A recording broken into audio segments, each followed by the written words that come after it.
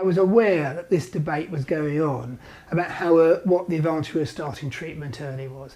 There was, I believe, a lot of talk coming out of the States that treatment should be started very early. There was another school of thought that treatment should be started as late as possible.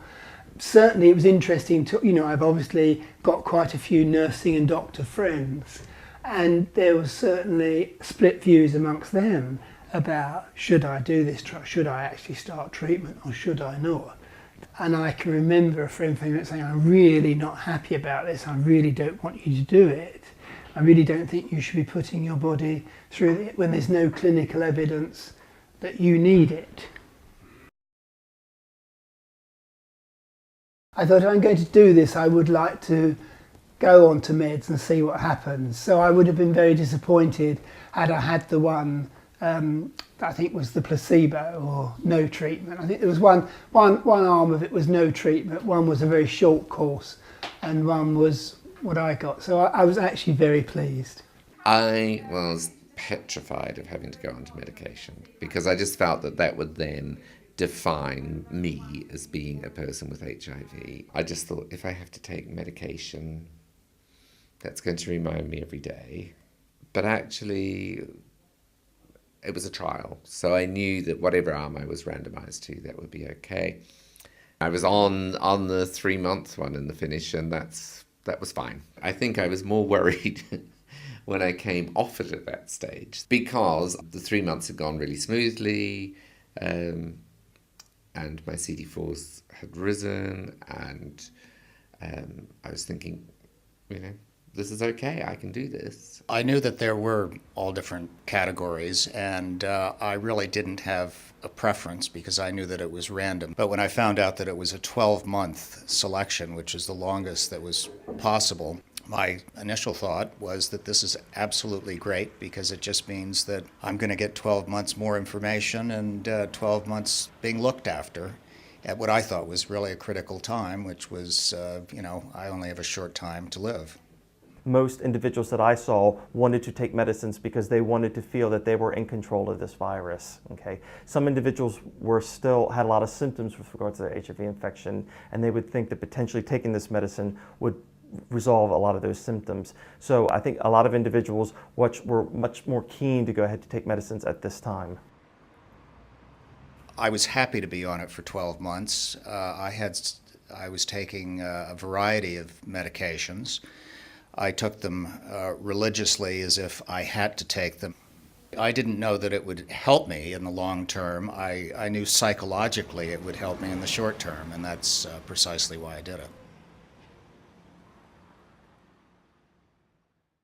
Most of the participants, I think they felt happy that they were going to receive the ARVs because they were told in the beginning that this is just a trial. At some stage they'd have to stop those ARVs. So they were happy that maybe these ARVs is going to prolong their life. I believe that it brought a hope for them because after seroconversion, I believe that it's normal for one to feel like because now I'm HIV positive, I'm going to die. But when they heard that they were going to be given a treatment, ARVs, so that brought a hope for them that they might live longer than they were expecting, that maybe they will die early. As soon as somebody seroconverted, we essentially had 2 to 3 months to recruit them and enroll them in the Spartak trial. A lot of them were still coming to terms with their status, so they had a lot of difficulty accepting that they were HIV positive. A lot of them were not ready to disclose to anybody in their family or friends. A lot of them were not able to understand the concept of taking ARVs so soon after seroconverting, especially while still being healthy. Uma das questões também perguntas muito clássicas é o seguinte. One of the classic questions which people ask when they test positive is, if I have HIV, then shouldn't I be taking medicines? One has to explain that according to the Brazilian guidelines, you have to wait for the CD4 count to fall or for other symptoms before starting treatment. In the trial, we did it differently. We had 3 randomly chosen groups. One did not take treatment early, another took 12 weeks of treatment, and the third 48 weeks. But even with those people who said they wanted to start treatment straight away, there was always a psychological impact if they did indeed end up in one of the treatment groups. It was a reminder of the news when they were first told that they had HIV. Quando ele recebeu HIV.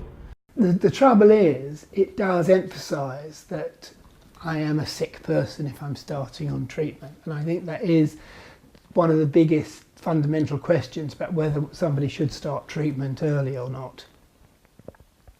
For me, it wasn't an issue, but I could see how it could be an issue.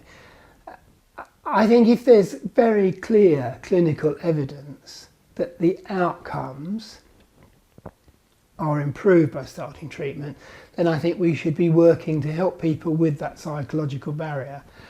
But I think while the outcomes are still questionable, I think that's a difficult one.